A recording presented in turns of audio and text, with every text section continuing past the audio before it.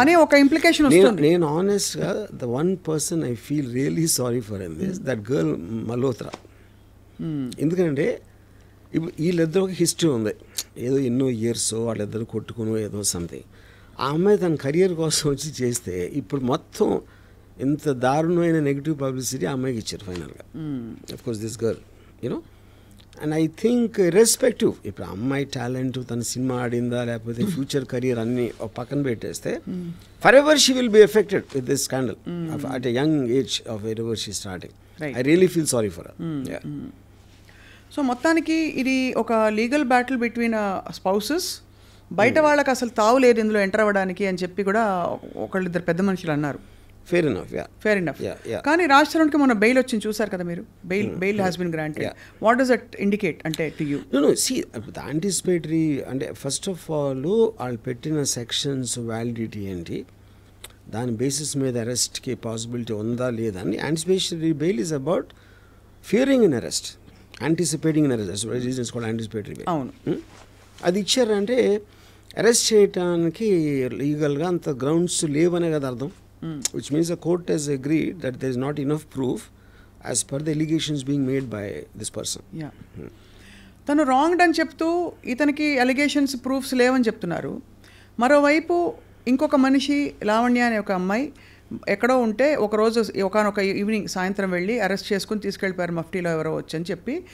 Judicial రిమాండో ఏదో ఒక remand 43 రోజులు తన్ని జనసామాన్యం నుంచి తప్పించారు. What does that indicate to you అంటే ప్రైమా ఫేసి? ఇందాక చెప్పాను కదా జ్యుడిషియల్ రిమాండ్ కదా మీరు. అంటే జ్యుడిషియల్ రిమాండ్ అనేది ఊరికే కూడా జ్యుడిషియల్ రిమాండ్ తీసుకెళ్ళరు కదా. అదే అంటున్నాను. ఇప్పుడు దాంట్లో వాళ్ళు ఏ బేసిస్లో పట్టుకున్నారో, ఆ అమ్మాయి కనెక్షన్స్ ఏంటి, ఆ అమ్మాయి దగ్గర ఏం దొరికింది, whether they said she's user or she is actually distributing the thing, ఈ డీటెయిల్స్ అన్ని ఉండేది పోలీస్ దగ్గర కదా. అవును, అది వాళ్ళు కోర్టుకి సబ్మిట్ చేసినప్పుడు కోర్టు రిమాండ్ ఇస్తుంది. రైట్.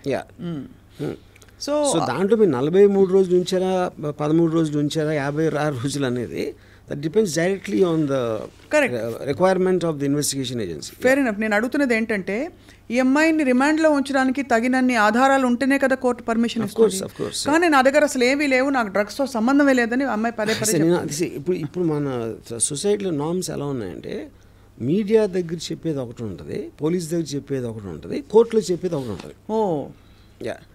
సో మీడియా అనేది దట్ ఈజ్ యువర్ క్యారెక్టర్ని మీరు జనరల్ పబ్లిక్లో ఎస్టాబ్లిష్ చేసుకోవడానికి మీడియా ఉంటుంది. అక్కడ మీరు హార్డ్ ఎవిడెన్స్ ఉండాలి, దానికి డిఫెన్స్ లేకపోతే ప్రాసిక్యూషన్ దాంట్లో అది ఉంటుంది పోలీసు కోర్ట్స్ మధ్యలో. మీడియాలో చెప్పేది ఎప్పుడు కూడా మీరు if you noticed Johnny Depp and Amber Heard ఓడిపోయిన తర్వాత కూడా బయటకు వచ్చి అంత జ్యుడిషియల్ సిస్టమ్ అమ్ముడిపోయింది జానీ డెప్ అని చెప్పింది. And that is becoming regular. ఇప్పుడు నాకు ఫర్గా చెప్తే ఆ న్యాయం చేసినట్టు, నాకు యాంటీగా వస్తే అన్యాయంగా నన్ను విక్టిమ్ చేశారు. And I think that's becoming very regular phenomena. ఇప్పుడు ఈ మధ్యలో కొంతమంది కొత్త క్యారెక్టర్స్ పాప్ అయ్యారు. ప్రీతి అనే ఒక అమ్మాయి, ఉదయ్ అనే ఒక వ్యక్తి, వీళ్ళందరూ లావణ్యతో పరిచయం ఉన్నట్టు, లావణ్య బలవంతంగా వాళ్ళకి డ్రగ్స్ ఇచ్చినట్టు ప్రీతి అనే అమ్మాయి మొన్న వచ్చేసాను రీహాబ్ కూడా వెళ్ళొచ్చిందిట. సో రీహాబ్కి వెళ్ళి రావడం అన్నది it positions her in the stance of a victim, because drugs బలవంతంగా ఇచ్చి తను అడిక్ట్ అయిపోయి దాని బారి నుంచి బయటకు వచ్చింది. తను she is making a lot of allegations on Lavanya. See, I'm not very, I didn't follow Preeti, that character very well. But ఇక్కడ పాయింట్ బలవంతంగా ఇవ్వటం అంటే ఇప్పుడు చాలాసార్లు మనం కూర్చుని అసలు డ్రింక్ ఎరా పర్లేదురా అని ఒక పియర్ ప్రెషర్ తేటానికి, లేకపోతే కట్టేసి గొంతు అంటది నోరు తెరిపించేసి లోపలికి కూర్చో అంటే I don't know the nature of what it means బలవంతంగా ఇవ్వటం అనేది. నోట్లో పెట్టేశారు. అది అమ్మాయి అలా ఎలిగేషన్ చేసిందా లేదా నాకు తెలియదు, ఎవరు ప్రీతి అనే అమ్మాయి చేసి కాదు. బలవంతంగా ఎటువంటి ఆ ప్రాసెస్ ఏంటి? బలవంతం అంటే నోరు తెరు ఒకసారి అని చెప్పి పెట్టడం చెప్పిందా? ఓకే. సో అప్పుడు ఈ అమ్మాయి పాయింట్ ఆఫ్ వ్యూలో నేను ఒక్కడిని ఎందుకు ఆనందం పొందాలి, అందరూ పొందాలి అని ఒక ఉదార స్వభావం ఉండొచ్చు, స్వభావం అవ్వచ్చు. లేదా అంటే అది ఐ థింక్ దట్స్ వెరీ ఒక అంటే వాళ్ళిద్దరికీ ఉన్న రిలేషన్షిప్, వాళ్ళిద్దరికీ ఉన్న ఎంత క్లోజ్ అనే దాని మీద ఉంటుంది. And I think it is irrelevant to the point. Irrelevant అంటే ఇక్కడ ఏమవుతుందంటే ఆ అమ్మాయికి డ్రగ్స్తో నేపథ్యం సంబంధం ఉంది, ఆ అమ్మాయికి ఇలాంటి క్రిమినల్ ఇది ఉంది అని ఎస్టాబ్లిష్ చేసే ప్రయత్నాలు ఒకవైపు సడన్గా కొత్త క్యారెక్టర్ రావడం ద్వారా అవుతుంది. ఇప్పుడు ఈ బేసిస్లో మీడియాలో చెప్పడానికని ప్రీతి యాక్చువల్గా పోలీస్ కంప్లైంట్ ఇవ్వడానికి ఉంది కదా, మాతో బలవంతంగా డ్రగ్స్ కన్జ్యూమ్ చేయించింది అనే పోలీస్ కంప్లైంట్ అయితే నాకు తెలిసి పెట్టలేదు. అంటే పెట్టడానికి వెళితే పోలీసులు కూడా సహకరించలేదట. That is I doubt. ఒక అమ్మాయి వెళ్ళి డ్రగ్స్ లాంటి విషయంలో పోలీస్ కంప్లైంట్ వేస్తే పోలీసులు పెట్టకపోవడం అని జరిగే పని లేదు. నువ్వు ఎందుకు మంచి బట్టలు వేసుకోలేదని కూడా నిన్న ఇంకొక విక్టిమ్కి చెప్పారట. ఇలాగా మంచి బట్టలు వేసుకుంటారా అమ్మా ఇదేనా, పోలీస్ స్టేషన్లో అక్కడ డీసీపీ గారు. అంటే ఓవరాల్గా what I'm trying to drive at is డ్రగ్స్తో సంబంధం ఉంది అని కొంతమంది క్యారెక్టర్స్ పాప్ అవుతున్నారు వైపు. శేఖర్ భాష కూడా ఇలాంటి వ్యక్తులతో మొన్న ఐ డ్రీమ్ స్టూడియోస్కే వచ్చారు, ఇంకా పలు స్టూడియోస్ కూడా వెళ్ళారు. వెళ్తే వీళ్ళ పాత బాయ్ ఫ్రెండ్స్ ఎవరెవరితో వీళ్ళ మదర్స్కి వీళ్ళ ఫ్యామిలీస్కి లింకులు ఉన్నాయని చెప్పి లావణ్య మరొక వైపు ఒక కొత్త ట్రాక్ ఆఫ్ ఎవిడెన్సెస్ ట్రైల్ మొదలుపెట్టారు. అది మీడియాకి స్వచ్ఛందంగా ఉదార స్వభావంతో డిస్ట్రిబ్యూట్ చేస్తున్నారు. సో దీన్ని మీరు ఎలా చూస్తారంటే మీరు టాప్ యాంగిల్ వ్యూలో చూస్తారు కాబట్టి జూమ్ అవుట్లో చూస్తే వాట్ ఈస్ హ్యాపెనింగ్ హియర్? ఇప్పుడు ఒక రేషనల్ ఆస్పెక్ట్లో అన్నది అప్పుడు మీ టాప్ యాంగిల్లో చూడొచ్చు. ఇక్కడ అసలు రేషనాలిటీ ఉన్నట్టే నాకు కనపట్లేదు. నాకు ఒక విధంగా చూస్తే ఇప్పుడు అమ్మాయి ఆడియో రికార్డింగ్స్, అమ్మాయి యూజ్ చేసే లాంగ్వేజ్ అది చూస్తే అసలు ఇలాంటి అమ్మాయితో ఎవరన్నా అన్ని సంవత్సరాలు ఉండగలిగాడంటే అక్కడ కూడా ఇది ఇష్యూ ఉంది, ఒక some kind of psychological deficiency అన్నంత ఫీలింగ్ వచ్చింది నాకు. అంటే రాష్ట్రం కూడా చాలా ఉండొచ్చు. That I don't want be judgemental about that.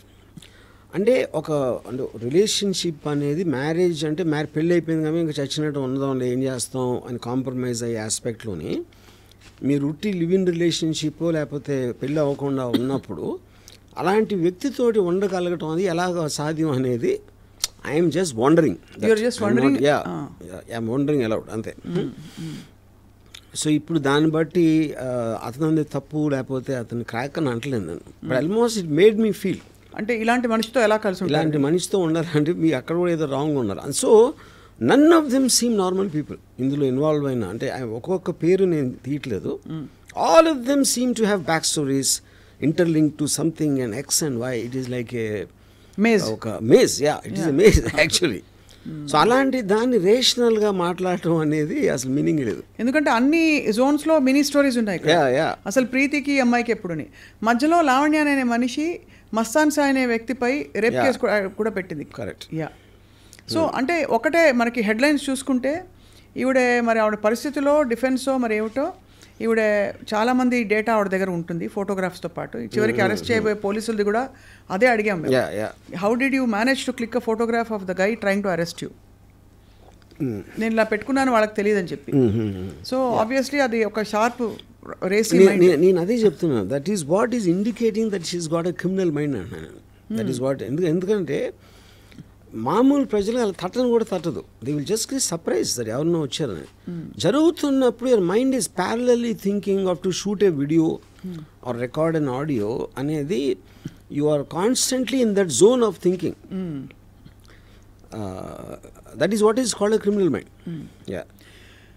Under political pressure or under top officials' pressure, is it possible to take any civilian and keep them in jail for 43 days? No. They can never do that to a woman, especially involved with drugs. Drugs related cases lo ఇలాంటిది ఒక top official ప్రమేయంతో చేస్తాను మాత్రం నేను believe చేయను.